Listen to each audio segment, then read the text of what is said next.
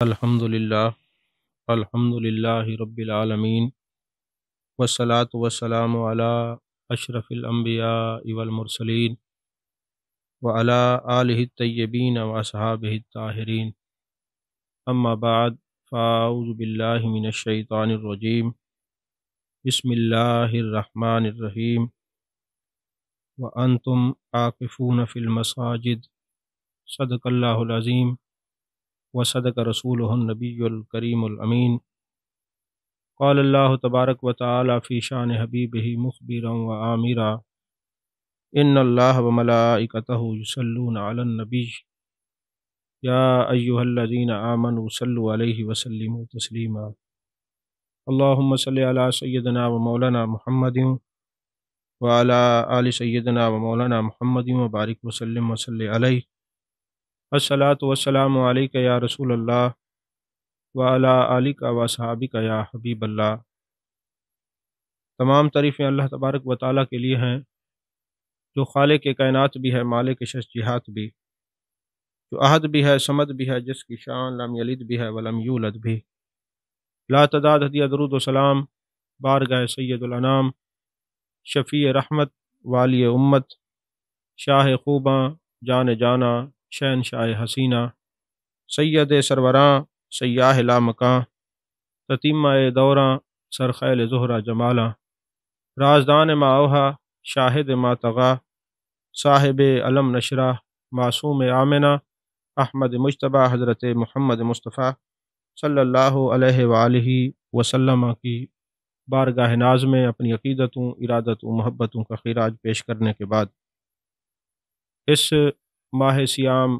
ماہ مبارک کی بابرکت ساعتوں اور گھڑیوں میں آج ہم جس موضوع کو سرنامہ سخن بنا رہے ہیں اس کا عنوان ہے اعتکاف کے فضائل و مسائل۔ چونکہ آج 19 رمضان المبارک ہے اور کل 20 رمضان المبارک جو اعتکاف والے حضرات ہیں وہ افطاری مسجد کے اندر ہی جا کے کریں گے، اس مناسبت سے اعتکاف کے چند ضروری مسائل عرض کرنا اور آپ لوگوں کے گوش گزار کرنا ضروری سمجھتا ہوں۔ اللہ تبارک و تعالیٰ نے قرآن پاک میں ارشاد فرمایا وَأَنْتُمْ عَاكِفُونَ فِي الْمَسَاجِدِ، وہ مساجد میں اعتکاف کا ذکر ہے۔ یہاں اس آیت سے یہ بھی پتہ چلتا ہے کہ کچھ لوگ آج ٹی وی چینل پر بیٹھ کر کہتے ہیں کہ جس طرح مرد مسجد میں بیٹھتے ہیں عورتوں کی طرح وہ اپنے گھر میں بھی اعتکاف کر سکتے ہیں۔ اللہ تبارک و تعالیٰ نے فی المساجد کا ذکر فرما کر یہ ایک جو بدگمانی لوگوں کے اندر پھیلائی جا رہی ہے اس کا رد فرما دیا ہے کہ اعتکاف کا تعلق مساجد کے ساتھ ہے۔ مرد جب بھی اعتکاف کریں گے وہ مساجد میں ہی اعتکاف کریں گے، اور پھر یہ اعتکاف کا کنسیپٹ اس امت کے اندر نہیں۔ اللہ تبارک و تعالیٰ نے خود فرمایا کہ ہم نے حضرت ابراہیم اور حضرت اسماعیل سے یہ عہد لیا ان طاہر بیتی للطائفین والعاکفین والرکع السجود۔ حضرت ابراہیم اور حضرت اسماعیل سے اللہ تبارک و تعالیٰ نے عہد لیا کہ میرے گھر کو خوب صاف ستھرا کرو، کن کے لیے؟ طواف کرنے والوں کے لیے اور اعتکاف کرنے والوں کے لیے اور رکوع اور سجود کرنے والوں کے لیے۔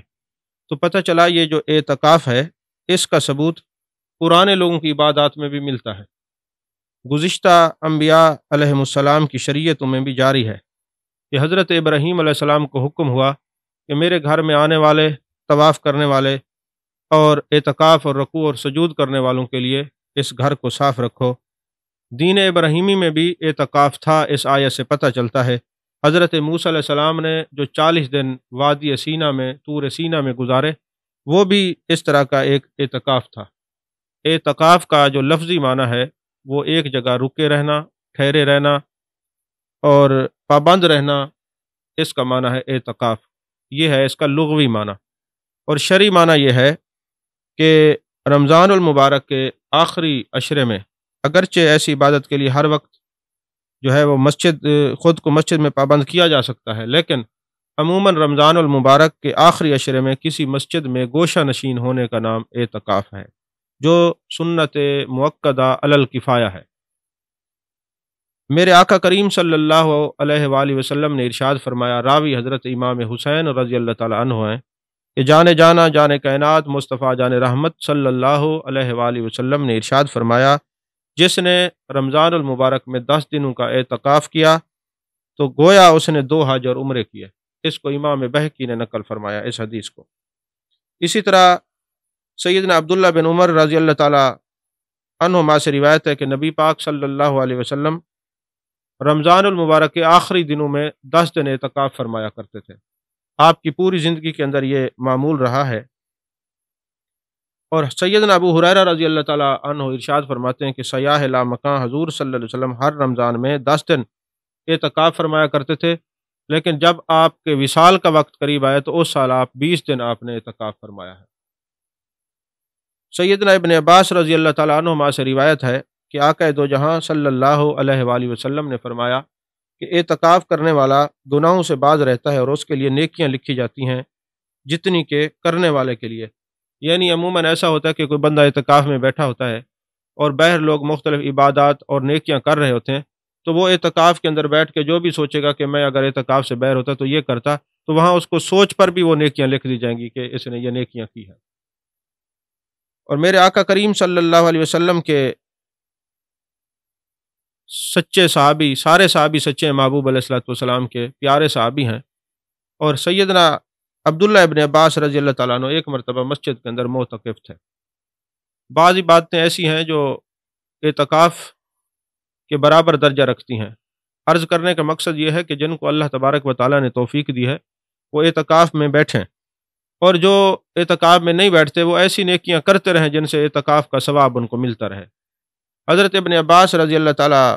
عنہما اعتکاف میں بیٹھے ہوئے تھے مسجد نبی شریف کے اندر۔ ایک شخص آیا اور بیٹھ گیا اور کہنے لگا حضور میں بڑا غمزدہ اور پریشان ہو رہا ہوں۔ تو آپ نے فرمایا کیا بات ہے؟ تو وہ کہنے لگے کہ میرا کسی پر حق ہے اور میں اس حق کو ادا نہیں کر سکتا، کمزور ہوں۔ تو حضرت عبداللہ بن عباس اٹھے اور نکلنے لگے کہ چلو میں تیری خیر خواہی کے لیے اس بندے سے جا کے ملتا ہوں۔ تو اس نے کہا حضور آپ تو اعتکاف میں بیٹھے ہوئے ہیں۔ آپ نے فرمایا یہ سامنے محبوب علیہ الصلوۃ والسلام کی قبر مبارک تھی، اشارہ کر کے فرمانے لگے کہ مجھے محبوب علیہ الصلوۃ والسلام سے میں نے یہ ایک بات سنی ہے کہ جو شخص کسی بھائی کی خیر خواہی یا اس کی سہولت پہنچانے کے لیے اس کے لیے ایک قدم چلے، اور جو شخص ایک دن کا بھی اعتکاف کرے اللہ تبارک و تعالیٰ کی رضا کے لیے کرے، تو اللہ تعالیٰ اس کے اور جہنم کے درمیان 3 خندقیں آڑ فرما دیتا ہے جن کی مسافت آسمان و زمین کی درمیانی مسافت سے زیادہ چوڑی ہے۔ یعنی مخلوق خدا کی بھلائی کے کام آنا اور اعتکاف میں بیٹھنا، اس کی فضیلت میں نے آپ کے سامنے عرض کر دی ہے۔ اور میرے آقا کریم صلی اللہ علیہ وسلم جو ہے ہر سال آپ اعتکاف فرمایا کرتے تھے۔ اب اعتکاف جو ہے اس کی 3 اقسام ہیں۔ اعتکاف کے لیے یہ جاننا ضروری ہے کہ اعتکاف کی 3 قسمیں ہیں۔ پہلی قسم جو ہے اعتکاف کی وہ یہ ہے کہ فرض یا واجب، اور دوسری سنت، اور تیسری نفل۔ فرض اعتکاف کب ہو جاتا ہے، واجب کب ہوتا ہے؟ اس کو فرض کہیں یا واجب کہیں ایک ہی بات ہے۔ واجب فرض کے چونکہ قریب ترین ہے، جب کوئی بندہ منت مان لیتا ہے کہ میرا یہ کام ہو جائے تو میں اعتکاف میں بیٹھوں گا۔ اور دوسرا جو ہے وہ اعتکاف سنت علی الکفایہ ہے، سنت مؤکدہ علی الکفایہ، یعنی پورے محلے میں اگر کوئی ایک بندہ بیٹھ گیا تو سارا محلہ بری و ذمہ ہے۔ اس وقت چونکہ پہلے کتب کے اندر شہر کا لفظ ہے، اگر کوئی شہر پڑھ کے بعد میں یہ فتویٰ نہ لگایا کہ جی محلے کا نام لیا ہے، اس وقت جو شہر تھے آج کے محلوں کے برابر ہوا کرتے تھے، لہذا اگر کوئی بیان کرنے والا فقہا یا مفتی یا علماء کرام ہمارے محلے کا نام لیتے ہیں یا گاؤں کا نام لیتے ہیں تو اس کے گال نہیں پڑنا۔ کتابوں کے اندر شہر کا لفظ ہے، اور شہر چونکہ اب محلے اتنے بڑے ہو گئے، شہروں کی مانند ہو گئے، تو لہذا پورے علاقے میں سے، پورے محلے میں سے، پوری بستی میں سے اگر کوئی ایک شخص بھی اعتکاف میں بیٹھ گیا تو گویا سارے بری و ذمہ ہیں، اگر نہ بیٹھے تو پھر گناہ گار ہیں۔ یہ سنت مؤکدہ علی الکفایہ ہے۔ اور تیسری جو ہے وہ نفلی اعتکاف ہے۔ مثلا اگر آپ مسجد میں جاتے ہیں اس وقت نوایت سنت الاعتکاف کہہ دیتے ہیں، تو جتنی دیر آپ بیٹھیں گے تو آپ کو اعتکاف کا ثواب ملتا رہے گا۔ اور یہ جو آخری عشرہ ہے اس میں مسجد میں جب بھی جائیں، ویسے تو ہر وقت یہ نیت کرنی چاہیے، لیکن یہ جو آخری عشرہ ہے مسجد میں جب بھی جائیں تو فوری طور پر جو ہے نا اعتکاف کی نیت کر لیں، تاکہ کچھ نہ کچھ اعتکاف کا ثواب حاصل کر لیا جائے۔ لیکن اتنا یاد رکھیں جو پہلے 2 قسمیں ہیں اعتکاف کی، فرض اور واجب والی جو منت والا ہے، اور دوسرا جو اعتکاف ہے وہ سنت مؤکدہ علی الکفایہ ہے، اور تیسرا نفل ہے۔ تیسرے اعتکاف میں روزہ شرط نہیں ہے، لیکن پہلے جو دو اعتکاف ہیں، جو فرض ہے اور جو سنت مؤکدہ علی الکفایہ، دونوں میں روزہ شرط ہے۔ روزہ رکھیں گے تو اعتکاف ہوگا، ویسے نہیں۔ نفلی میں آپ جتنی دیر مسجد میں بیٹھے ہیں اس کے لیے روزہ شرط نہیں ہے۔ تو میرے آقا کریم صلی اللہ علیہ وآلہ وسلم نے ارشاد فرمایا کہ جو بندہ اعتکاف کرے گا، اللہ جل شانہ اس کے نام اعمال میں 1000 سال کی عبادت کا ثواب لکھ دیتا ہے، اور قیامت والے دن اپنے عرش کے سایہ کے نیچے اس کو جگہ عطا فرمائے گا۔ اور میرے آقا کریم صلی اللہ علیہ وسلم نے ارشاد فرمایا، جو شخص رضا الہی کے لیے بغیر کسی ریا کے، عموماً ہوتا یہ ہے کہ ہم نے دیکھا ہے ہمارے ارد گرد میں ماحول ہے کہ لوگ اعتکاف میں بیٹھے ہیں کہ یار ہم اعتکاف میں بیٹھیں گے، جب باہر نکلیں گے لوگ ہمیں ہار پہنائیں گے اور پتہ چلے گا کہ فلاں بندے نے 10 دن اعتکاف کیا۔ یہ دکھاوا ہے، یہ ریا ہے۔ جانے جانا جانے کائنات مصطفیٰ جان رحمت صلی اللہ علیہ وآلہ وسلم نے ارشاد فرمایا، جو شخص رضا الہی کے لیے بغیر کسی دکھاوے کا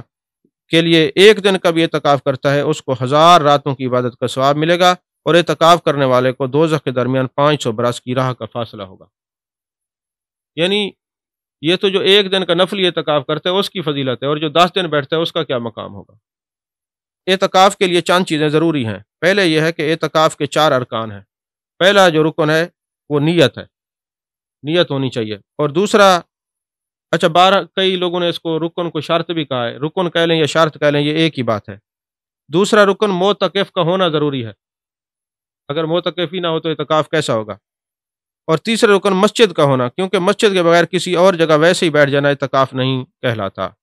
اور چوتھا رکن یہ ہے معتکف کا مسجد میں ہی رہنا۔ یہ نہیں ہے کہ آپ جناب والا دل کرے باہر اٹھ کے چلے جائیں اور بعد میں کہ ہم نے اعتکاف کر لیں۔ اگر معتکف دوران اعتکاف مسجد میں نہیں رہتا تو اس کا اعتکاف ٹوٹ جائے گا۔ اور شرائط کیا ہے اعتکاف کی؟ پہلی شرط یہ ہے کہ جو اعتکاف میں بیٹھے وہ مسلمان ہو۔ دوسرا، عاقل ہو۔ عاقل اس لیے فرمایا گیا کہ وہ نابالغ بچہ جو شعور کے درجے تک پہنچ گیا وہ بھی اعتکاف میں بیٹھ سکتا ہے۔ پاگل نہ ہو، ہاں اللہ کے عشق میں کوئی مجذوب ہے، ہر وقت گوشہ نشین مسجد میں رہتا ہے، اس کا حکم اور ہے۔ پہلے مسلمان ہو، پھر عاقل ہو، اور دوسرا یہ ہے کہ واجب اور سنت اعتکاف کے لیے روزہ رکھنا بھی شرط ہے، روزے سے بھی ہو۔ اور عورت کے لیے اعتکاف کے لیے عورت کا حیض و نفاس سے پاک ہونا ضروری ہے۔ عورتوں کا اعتکاف گھر میں ہوگا، مساجد میں نہیں ہوگا۔ معتکف کے لیے بالغ ہونا شرط نہیں، بلکہ جو نابالغ اچھے برے کی تمیز اور شعور رکھتا ہو اس کا بھی اعتکاف ہو سکتا ہے۔ اب اعتکاف کے درجات ہیں۔ سب سے اعلیٰ معتکف وہ ہے جو مسجد حرام میں بیٹھا ہے، اس کے بعد وہ جو مسجد نبوی شریف میں سرکار کے سایہ میں بیٹھا ہے، اور تیسرا درجہ وہ ہے جو بیت المقدس کے اندر اعتکاف کر رہے۔ اللہ تعالیٰ بیت المقدس کو یہودیوں سے آزاد فرمائے۔ اور پھر کیونکہ بیت المقدس کی ایک عظمت اور شان ہے، محبوب علیہ الصلوۃ والسلام نے فرمایا جو احرام عمرے کا یا حج کا بیت المقدس سے باندھتا ہے اور مسجد حرام عمرہ کر کے اس کو کھولتا ہے تو اللہ تبارک و تعالیٰ اس کے اگلے پچھلے سارے گناہ معاف فرما دیتا ہے۔ تو اللہ تبارک و تعالیٰ ہماری یہ خواہش پوری کرے کہ ہم بیت المقدس سے احرام باندھیں اور مسجد حرام میں جا کے کھولیں۔ اور پہلا درجہ مسجد حرام، دوسرا مسجد نبوی شریف، تیسرا بیت المقدس، اور چوتھا آپ کے علاقے کی محلے کی جامع مسجد۔ اسی طرح واجب اعتکاف کے اوپر میں اس لیے اس کو چھوڑ رہا ہوں کیونکہ وقت مختصر ہے، اور اس وقت جو بڑے الا ماشاء اللہ لوگ ہیں جو ایسی اعتکاف فرض یا واجب کی نیت کرتے ہیں، سنت اعتکاف کے بارے میں بحث کرتے ہیں، بات کرتے ہیں، کیونکہ اس کے لیے اگر واجب اعتکاف بیان کریں گے تو اس کے لیے پھر بتانا پڑے گا کہ اس کے مسائل کیا ہیں، پھر اس کی معین اور غیر معین جگہ، مدت، اس کے پھر کافی مسائل ہیں۔ تو سنت اعتکاف پر بات کرتے ہیں کہ سنت اعتکاف جو رسول اکرم صلی اللہ علیہ وسلم کی اتباع کرتے ہوئے رمضان المبارک میں کیا جاتا ہے، چونکہ میرے آقا علیہ الصلوۃ والسلام اعتکاف رمضان المبارک کے فرض ہونے تک، جب سے روزے فرض ہوئے، یا ایھا الذین آمنوا کتب علیکم الصیام کما کتب علی الذین من قبلکم لعلکم تتقون، یعنی جب سے یہ رمضان المبارک فرض ہوا ہے اس وقت سے لے کر جانے جانا جانے کائنات مصطفیٰ جان رحمت صلی اللہ علیہ وسلم کے وصال با کمال تک آپ نے اعتکاف فرمایا۔ اچھا، کبھی ایسا بھی ہوا ہے کہ آپ نے پہلی عشرے میں کیا، پھر ایسا ہے کہ دوسرے عشرے میں کیا، اور آخر میں میرے آقا علیہ الصلوۃ والسلام نے فرمایا کہ لیلۃ القدر کو میں پہلے 10 دنوں میں تلاش کرتا رہا ہوں، درمیانے میں بھی، اب مجھے حکم ملا کہ آخری عشرے کے اندر ملے گا، اس لیے پھر آخری عشرے میں آپ نے اعتکاف کرنا شروع فرما دیا ہے۔ اسی طرح نفلی اعتکاف کا میں نے عرض کر دیا کہ جب بھی مسجد کے اندر جائیں تو اس کے اندر آپ جا کے فوری طور پر اعتکاف کی نیت کر لیں، اور جیسے ہی آپ مسجد شریف میں دایاں پاؤں رکھتے ہیں، داخل ہوتے ہیں، آپ اعتکاف کی نیت کر لیں، جتنی دیر آپ بیٹھیں گے آپ کو اعتکاف کا ثواب ملتا رہے گا۔ اور نفلی اعتکاف کی جو مدت ہے اگرچہ مقرر نہیں، جتنا چاہے اعتکاف کر سکتے ہیں، لیکن طویل عرصہ اعتکاف کرتے ہوئے اس بات کا خیال کرنا چاہیے جس کے والدین، بیوی، بچے، اولاد یا اس قسم کے مسائل ہوں، کہ اگر وہ اعتکاف میں بیٹھے گا، پیچھے کوئی بیمار ہے، کوئی پرسان حال نہیں، اگر وہ اعتکاف میں بیٹھے گا، پیچھے کوئی تنگ ہوں گے، تو پھر نفلی اعتکاف کو اتنا زیادہ لمبا کرنا جائز نہیں ہے۔ وہ حقوق العباد کا خیال کرے، اللہ تبارک و تعالیٰ اس کے سارے کام درست فرما دے گا، اس سے راضی ہو جائے گا۔ ہاں، اگر کوئی ذمہ داری نہیں ہے، کوئی پیچھے کوئی ڈسٹربنس نہیں ہوگی، کوئی بچوں کے لیے پرابلم نہیں ہوگی، اولاد کے لیے، والدین کے لیے کوئی مسئلہ نہیں ہوگا، تو پھر ایسا بندہ جو حقوق اور فرائض جو ادا کرنے کا اہل نہیں، یا اس کے اوپر اتنے حقوق و فرائض نہیں ہے کہ وہ اگر بیٹھ جائے گا نفلی اعتکاف میں تو کوئی مسئلہ بنے گا گھر والوں کے لیے، تو پھر وہ روحانیت کے اصول کے لیے اس کے لیے اعتکاف فائدہ مند اور سود مند ثابت ہوگا۔ جس کے اوپر جو ہے وہ حقوق العباد ہیں، وہ بہتر یہی ہے کہ وہ نفلی اعتکاف جتنی دیر مسجد میں جائے اتنی دیر کرے، تو اس کے لیے زیادہ اجر اور فائدے کی بات ہوگی۔ اور دوسری بات یہ ہے کہ اعتکاف کی لازمی شرائط میں سے ایک شرط یہ ہے کہ اعتکاف مسجد میں کیا جائے۔ پھر مسجد وہ ہونی چاہیے جہاں پنجگانہ نماز باجماعت ہوتی ہے۔ ایسی مساجد جس کے اندر نماز نہیں ہوتی، ویسے مساجد بنی کھڑی ہیں، وہاں پہ اعتکاف بہتر نہیں ہے۔ جہاں پر اعتکاف کیا جائے اس پر یہ دیکھا جائے کہ وہاں پر نماز 5 وقت کی ہوتی ہے کہ نہیں ہوتی۔ دوران اعتکاف کرنے والے کا مسجد کی حدود میں رہنا ضروری ہے، لہٰذا جس مسجد میں اعتکاف کیا جائے اس کی حدود کا علم ہو تو بہتر ہے، اگر معلوم نہ ہو تو پھر معلوم کر لینا چاہیے، کیونکہ اعتکاف میں ضروری ہے، پتہ نہ ہو تو ہو سکتا ہے وہ فنائے مسجد میں چلا جائے، ہو سکتا ہے مسجد کی حد سمجھ رہا ہو، وہ مسجد کی حد نہ ہو، وہاں جائے اس کا اعتکاف فاسد ہو جائے، اس کا اعتکاف ٹوٹ جائے۔ جیسا کہ وضو خانہ، واش روم، نماز جنازہ پڑھنے کی جگہ، امام کا حجرہ، مسجد کا محراب، ممبر، سیڑھیاں چڑھ کے اوپر جانے والی جگہ اگر وہ مساجد سے باہر ہوں، اس کے لیے مسجد کے حکم جاری نہیں ہوتے،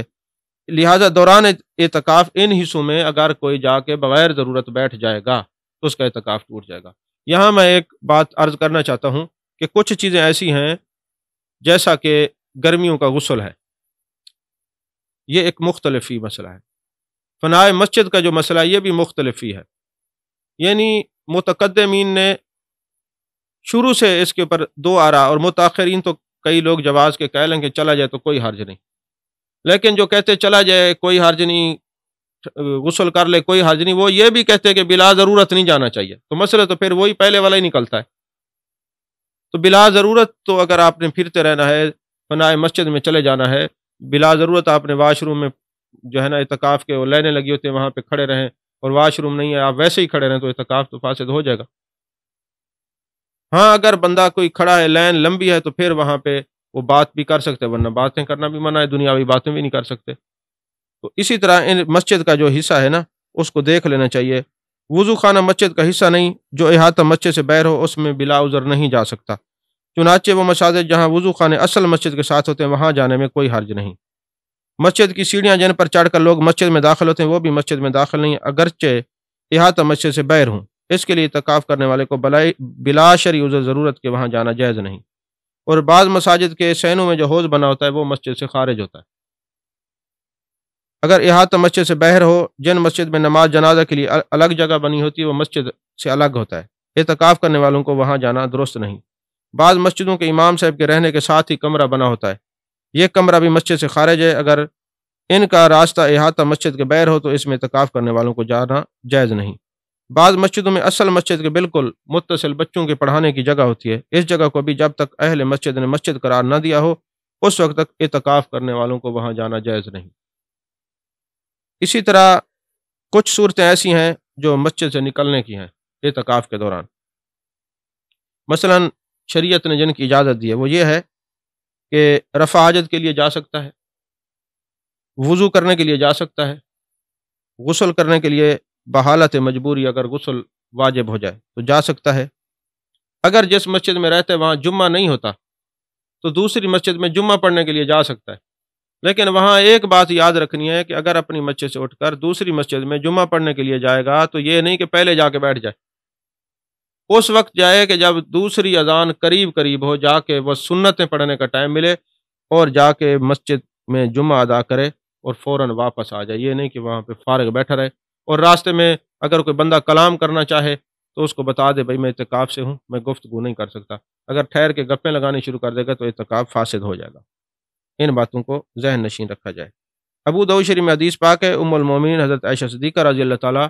عنہا روایت فرماتی ہیں کہ اعتکاف کرنے والے کے لیے اعتکاف کے معاملے میں سنت یہ ہے کہ نہ مریض کی عیادت کے لیے جائے، نہ جنازے میں شرکت کرے، نہ عورت کو ہاتھ لگائے، نہ اس کے جسم کے ساتھ جسم مس کرے، نہ کسی حاجت کے لیے مسجد سے نکلے سوائے اس حاجت کے لیے جس کے لیے مسجد سے نکلنے کے علاوہ کوئی چارہ نہیں۔ مسجد اور روزے کے بغیر اعتکاف نہیں ہوتا۔ اب بعض لوگ جاتے ہیں مسجد سے باہر وضو کرنے کے لیے، واش روم باہر ہوتے ہیں نا، ان کی عادت ہوتی ہے ہر ایک کو جا کے گلے ملنا اور گھنٹہ گھنٹہ ان سے گپیں لگانا شروع کر دی۔ عموماً میں نے کئی جگہوں پر ایسے دیکھا ہے۔ تو مسجد سے باہر نکلنے کا ایک جواز رفع حاجت ہے۔ اگر مسجد کے ساتھ کوئی رفع حاجت کی جگہ ہو تو وہاں تک جا سکتا ہے۔ اگر مسجد سے بیت الخلاء باہر ہو تو اعتکاف کرنے والا وہاں تک جا سکتا ہے۔ اگر مسجد کے ساتھ رفع حاجت کا انتظام نہیں تو مسجد سے قریب رفع حاجت کے لیے اپنے گھر بھی جا سکتا ہے، لیکن کسی کو ملے نہ، کلام نہ کرے، کسی کی طرف متوجہ نہ ہو۔ اگر بیت الخلاء عام ہو تو خالی ہونے تک انتظار میں ٹھہرنا جائز ہے، لیکن ضرورت سے فارغ ہونے کے بعد ٹھہرنا جائز نہیں۔ اگر جان بوجھ کر ٹھہر گیا تو اعتکاف ٹوٹ جائے گا۔ بیت الخلاء جاتے ہوئے یا واپس آتے ہوئے راستے میں یا گھر میں سلام کا جواب دینا یا مختصر بات چیت کر لینا جائز ہے، سلام کہنا بھی درست ہے، اس کے علاوہ دنیاوی گفتگو کرنا درست نہیں۔ اسی طرح واش روم جاتے آتے ہوئے تیز تیز قدموں سے چل کے بھاگ کے جانا بھی ضروری نہیں ہے، اپنی اصلی جو ہے نا رفتار سے جا سکتا ہے۔ اور یہ جو اعتکاف میں منہ ڈھانپ کے بیٹھے رہتے ہیں یہ بھی کوئی ضروری نہیں ہے، علیحدہ خیمہ لگانا بھی ضروری نہیں ہے، اگر لگا دیا تو حرج بھی کوئی نہیں ہے۔ اسی طرح اگر کوئی بندہ اعتکاف میں بیٹھا ہے اور اس پر غسل واجب ہو جاتا ہے، اس کو احتلام آ جاتا ہے، تو آج کل یہ سوال ضروری ہے، اس کو بھی شامل کیا ہے۔ اگر کوئی بندہ مسجد میں سویا تھا اور اس پر غسل واجب ہو گیا تو اب اس صورت میں وہ کیا کرے؟ وہ اٹھتے ہی فوراً مسجد میں تیمم کرے۔ اور تیمم کا طریقہ کار کیا ہے کہ مسجد کا سین ہو یا مسجد کی دیوار ہو یا جہاں لیٹے اٹھے ادھر ہاتھ مار کے 3 دفعہ، یا بہت زیادہ مٹی وہاں پہ لگی ہوئی ہے صفوں کے اوپر کے ہاتھ ماریں تو وہ مٹی جھڑتی ہے، تو پھر اس طرح 3 بار ہاتھ مار کے اپنے منہ پہ اور ہاتھ پہ اور جناب بازو پہ اس طرح کر لیں تو وہ بندہ تیمم کرتے ہی پاک ہو جائے گا۔ اب وہ مسجد میں چونکہ ناپاکی کی حالت میں آنا منع ہے، اس لیے وہ جیسے ہی غسل واجب ہو، جیسے اس کی آنکھ کھلے فوراً تیمم کر لے اور پھر بعد میں جا کے غسل کر لے۔ اسی طرح جناب والا ایک مسئلہ اور بھی ہے کہ اگر سردیوں میں کسی پر غسل واجب ہو جاتا ہے، آج کل تو ایسا نہیں ہے، تو وہ اگر ٹھنڈے پانی سے نہا نہیں سکتا تو پانی گرم گھر سے منگوا کے بھی مسجد سے باہر غسل خانے کے اندر غسل کر سکتا ہے۔ اسی طرح گرمی کی شدت اور تلخی کو دور کرنے کے لیے فقہا نے لکھا ہے کہ غسل کرنا درست نہیں ہے، اور اگر کوئی ایسا ہے کہ جسم سے بدبو آتی ہے تو پھر مسجد کو اور اپنے جسم کو معطر رکھنے کے لیے غسل کیا جا سکتا ہے۔ اسی طرح چونکہ آج کل تو یہ صورتحال نہیں ہے، اعتکاف میں جمعہ کے غسل کے لیے مسجد سے باہر جانا جائز نہیں، کیونکہ نبی پاک صلی اللہ علیہ وسلم نے ہر سال اعتکاف فرمایا اور ہر اعتکاف میں جمعہ آیا، مگر کسی روایت سے ثابت نہیں کہ میرے آقا کریم صلی اللہ علیہ وسلم نے غسل فرمایا ہو اور اعتکاف سے جمعہ کے غسل کے لیے باہر تشریف لے گئے ہوں۔ البتہ مسجد میں رہ کر مسجد کے ملحقہ غسل خانے میں غسل کرے تو درست ہے، کیونکہ جمعہ کے روز غسل کرنا مسنون ہے۔ یہ نہیں کہ اب آپ کہیں جی یہاں تو پانی نہیں ہے، میں جا کے گھر جاتا ہوں 6 میل دور جا کے غسل کر رہتا ہوں، ایسا بھی نہیں ہے۔ اسی طرح جو مسجد میں اعتکاف میں بیٹھا ہو وہ بھی کوشش کرے، اب کئی اہل علم ہیں جنہوں نے مساجد بنائی ہیں، اس صورتحال کے اندر انہوں نے وہ کیا کہ اعتکاف والا مسجد کے حدود میں بیٹھ کے، یعنی اس کا جسم جو ہے وہ مسجد میں ہوتا ہے، وضو کرنے کے لیے اس کو باہر پانی کے چھینٹے بھی مسجد میں نہ پڑے، ایسے احتیاط کا بھی کئی پہلو لوگوں نے اختیار کیا گیا ہے۔ اگر اس قسم کی کوئی صورتحال ہو تو بہترین ہے ورنہ وضو خانے جہاں بنے ہوں وہاں بھی وضو کر سکتے ہیں، لیکن بلا ضرورت وہاں بیٹھ کے گپ شپ لگانا اس طرح درست نہیں ہے۔ اسی طرح وضو کے ساتھ مسواک کرنا، دانت مانجنا، صابن لگانا، تولیہ سے اعضاء خشک کرنا جائز ہے، لیکن وضو کے بعد ایک لمحے کے لیے بھی بیٹھ ٹھہرنا جائز نہیں، اور نہ راستے میں رکنا جائز ہے۔ اعتکاف کے لیے وہ میں نے عرض کر دی کہ مسجد سے دوسری مسجد بھی جایا جا سکتا ہے، اور اس صورتحال کو بھی میں نے بیان کر دیا ہے۔ اسی طرح اللہ تبارک و تعالیٰ نے قرآن پاک میں فرمایا عورتوں کو ہاتھ نہ لگاؤ جب تم مسجد کی حد کے اندر ہو، اور یہ اللہ تبارک و تعالیٰ کی قائم کردہ حدیں ہیں، ان کا خیال رکھنا ہر ایک کے لیے ضروری ہے جو اعتکاف میں بیٹھے ہیں۔ اور کچھ چیزیں ایسی ہیں جس کی وجہ سے اعتکاف ٹوٹ جاتا ہے، جیسے اعتکاف میں کوئی بیٹھا ہوا مسلمان تھا، مرتد ہو گیا، اب مرتد ہوتے ہی نعوذ باللہ من ذالک اس کا اعتکاف بھی باطل ہو جائے گا، اور اگر وہ دوبارہ اسلام لے آئے گا تو جب وہ مرتد ہوا تھا تو اس کی قضا اس کے سر پر باقی، اس نے وہ قضا کو ادا کرنا ہے۔ اسی طرح اعتکاف میں بیٹھ کر نشہ آور چیز استعمال کرنے سے اعتکاف فاسد ہو جائے گا، کیونکہ نشہ ویسے ہی حرام ہے، پھر اعتکاف میں اس کا استعمال کرنا بدرجہ اولا حرام ہے، لہٰذا اگر کوئی نشے کا عادی ہو تو اسے اعتکاف میں ایسی حرکت نہیں کرنی چاہیے، بلکہ ہمیشہ کے لیے اس عادت کو چھوڑ دینا چاہیے۔ اگر کسی اعتکاف کرنے والے پر جنون اور بے ہوشی طاری ہو جائے اور وہ مسلسل رہے تو اس صورت میں اس کا اعتکاف فاسد ہو جائے گا۔ اکثر لوگ ہوتے ہیں کئی دفعہ مساجد کے اندر وہ بے ہوش ہو جاتے ہیں، کئی دفعہ یہ مسائل ہوتا ہے، یہ بندہ بے ہوش ہو گیا، 2 گھنٹے ہو گیا، اب ہوش میں کیا کریں، تو اس کا اعتکاف فاسد ہو جاتا ہے۔ اسی طرح اعتکاف کرنے والی عورت حیض نفاس میں مبتلا ہو جائے تو اعتکاف فاسد ہو جاتا ہے۔ اعتکاف کے لیے چونکہ روزہ شرط ہے، اس لیے روزہ توڑ دینے سے بھی اعتکاف ٹوٹ جاتا ہے۔ جو بندہ اعتکاف میں بیٹھا ہو اور وہ روزہ توڑ دے اس کا اعتکاف بھی ختم ہو جاتا ہے۔ یہ روزہ خواہ کسی عذر سے توڑا ہو یا بلا عذر جان بوجھ کر توڑا ہو یا غلطی سے، ہر صورت میں اعتکاف ٹوٹ جائے گا۔ غلطی سے روزہ ٹوٹنے کا مطلب یہ ہے کہ روزہ تو یاد تھا لیکن بے اختیار کوئی عمل ایسا ہو گیا جو روزے کے منافی تھا، مثلا صبح صادق طلوع ہونے کے بعد تک کھاتے رہے یا غروب آفتاب سے پہلے یہ سمجھ کر کھا لیا کہ روزے کا ٹائم ہو گیا، اس صورتحال میں یا کلی کیا ہے پانی اندر چلا گیا، تو جس کا اعتکاف میں روزہ ٹوٹ جاتا ہے اس کا اعتکاف بھی ٹوٹ جاتا ہے۔ اب یہاں یہ مسئلہ ہے کہ اگر اعتکاف میں روزہ ٹوٹ جائے اب کیا کریں؟ اب جو جس دن سے یعنی اگر کسی نے مثال دے رہا ہوں 7ویں یا 8ویں روزے کسی کا روزہ ٹوٹا ہے تو اعتکاف ٹوٹے گا، تو اب پچھلا اعتکاف اس کا نہیں ہوگا، جہاں سے ٹوٹا ہے آگے اس کی قضا کرنی ہوگی، اور پھر وہ مسجد میں رہے پھر بھی نہ نکلے، اب جو باقی توڑنے کے بعد رہا ہے یہ اس کا نفلی اعتکاف ہے، پچھلا جو تھا وہ سنت تھا۔ اس طرح یہ مسائل یاد رکھنے چاہیے۔ اچھا، بعض اوقات یہ سوال بھی ہوتا ہے کہ کون سی صورتحال ہیں جیسے روزہ توڑا جا سکتا ہے، کوئی ایسی مجبوریاں ہیں جس کی وجہ سے روزہ توڑ سکتے ہیں؟ تو اگر بندہ خود بیمار ہو جائے اور کوئی بندہ اس کا علاج کرنے کے لیے مسجد میں نہ آئے جہاں وہ اعتکاف والا بیٹھا ہے، یا ایسی صورتحال ہے کہ اس کو مسجد سے ہسپتال لے جانا ضروری ہے، تو جیسے وہ نکلے گا اس کا اعتکاف ٹوٹ جائے گا۔ اسی طرح پتہ چلے کہ ماں باپ بیوی بچوں میں سے کوئی تکلیف میں مبتلا ہو گیا اور یہ جو اعتکاف میں بیٹھا ہے اس کی خاص توجہ کی ضرورت ہے، اور کوئی تیمارداری کرنے والا نہیں، یا گھر میں سے کسی کو حادثہ پیش آ گیا ہے اور کوئی دیکھ بھال کرنے والا نہیں، تو اس صورتحال میں اعتکاف کو توڑنا جائز ہے۔ اسی طرح ماں باپ بہن بھائی یا کوئی عزیز و اقارب اچانک فوت ہو جائے اور ان کی تجہیز و تکفین کے لیے اعتکاف توڑ لینا جائز ہے۔ اگر کسی کا مرشد فوت ہو جائے تو اس صورت میں بھی اعتکاف توڑا جا سکتا ہے، لیکن بعد میں اس کی قضا لازمی ہوگی۔ یا ایک صورتحال یہ بھی ہے کہ اگر کوئی اعتکاف کرنے والے کو زبردستی مسجد سے نکال دے یا حکومت کی طرف سے کسی کو حالت اعتکاف میں گرفتار کر لے تو اعتکاف ٹوٹ جائے گا، مگر اس صورت میں اعتکاف کرنے پر اعتکاف توڑنے کا گناہ نہیں ہوگا، کیونکہ مسجد والوں نے نکال دیا یا گرفتار ہو گیا۔ اسی طرح عورتوں کے جو مسائل ہیں، عورتیں اپنے گھر میں اعتکاف کریں گی، جو گھر کے اندر ایک کمرہ ہوتا ہے جس کو مسجد بیت کے نام سے موسوم کیا جاتا ہے، اس میں عورت بیٹھ کے ذکر فکر